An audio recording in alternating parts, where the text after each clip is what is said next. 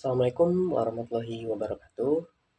Di video ini saya akan menjelaskan tentang bagaimana pemrosesan data dalam komputer. Perkenalkan, nama saya Aldino Fani dengan NIM 0701241012. Nah, pada materi kali ini merupakan bagian tugas dari mata kuliah Arsitektur dan Organisasi Komputer yang diampu oleh Ibu Sriani MKOM. Nah, di sini saya akan menjelaskan bagaimana data itu diproses, mulai dari data masuk sampai akhirnya menjadi output yang bisa kita lihat atau kita gunakan. Nah, pertama-tama kita harus tahu dulu nih, apa sih itu pemrosesan data? Jadi, pemrosesan data adalah proses mengubah data mentah menjadi sebuah informasi yang lebih berguna.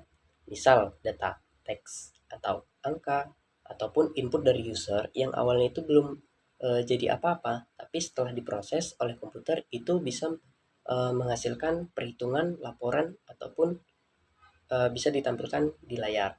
Nah, tujuannya itu jelas supaya data yang awalnya biasa saja itu bisa dipakai untuk membantu mengambil keputusan atau menjalankan sebuah sistem. Kemudian komponen utama. Dalam proses ini ada beberapa komponen utama yang bekerja sama. Yang pertama itu ada input, yaitu alat yang memasukkan data seperti keyboard ataupun mouse. Kedua, CPU. Ini adalah otak dari komputer yang mengolah semua data. Ketiga, ada RAM. RAM ini yaitu tempat penyimpanan sementara saat proses berlangsung. Dan terakhir adalah output, yaitu hasil dari pemrosesan yang kita lihat di monitor. Nah, jadi semua komponen ini saling terhubung dan bekerja sama secara bersamaan. Nah, sekarang kita fokus ke CPU.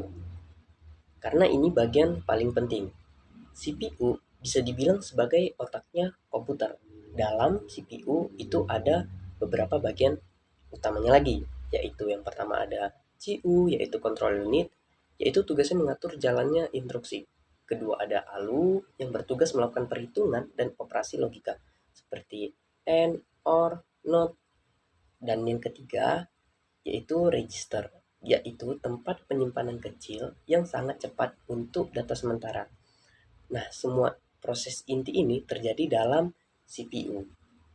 Selanjutnya ada RAM. RAM ini berfungsi sebagai tempat penyimpanan sementara saat komputer sedang bekerja. Jadi, setiap data ataupun program yang sedang dijalankan akan disimpan ke RAM terlebih dahulu.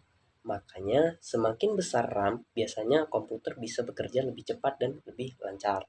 Tapi RAM ini bersifat sementara. Jadi, kalau misal komputer kita matiin, datanya akan menghilang. Nah, jadi kalau kita lihat secara umum, pemrosesan data itu mempunyai alur sederhana, yaitu input, proses, dan output. Pertama, data dimasukkan, lalu diproses oleh CPU, dan akhirnya menghasilkan output. Nah, semua aktivitas di komputer ini, mulai dari mengetik sampai membuka aplikasi, pasti melalui siklus ini.